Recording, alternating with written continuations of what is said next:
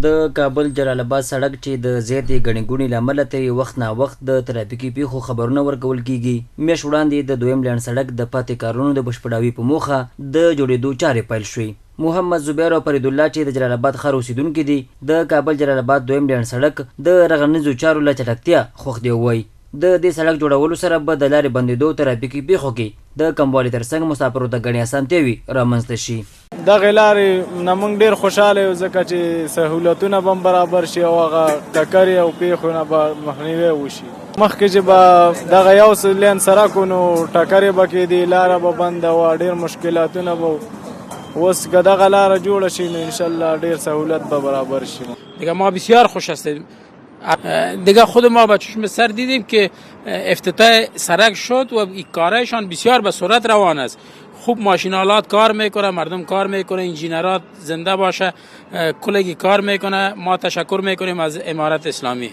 بل لور ته د ننګرهار ټولګټو چارو ریاست د پروژو نظارت او تطبیق کوونکی انجینر فرهاد کریمي وایي د کابل جلال آباد دویم لین د 2 کیلومتر سړک د جوړولو قرارداد دوه بېلابېلو شرکتونو سره شوی چې د 3 کالو په موده کې به په پاخه او اساسي ډول ورغول شي.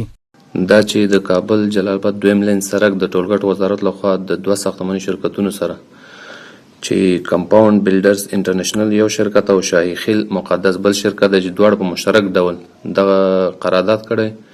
البته 120 کیلومتر ټول سړک دی. قرارداد 2 کیلومتر شوی دی، 2 شپېته مخکې جوړ شوی چې څه په جلال آباد کې جوړ شوی، څه په کابل کې. 2 کیلومتر بیا د جلال آباد نه شروع دی چې د خوږیاڼو ولسوالۍ مملې نه شروع کیږي، 2 کیلومتر به پوره کوي او باقي کم چارې چې دي دا به په راتلونکي کې کومه ټول پلازه چې جوړه شوې په زوړ سړک کې د هغې عوایدو ته په کتو دا نور به همدغه شرکت ته ورکول کیږي یا بل ته همداسې مخکې به ځي.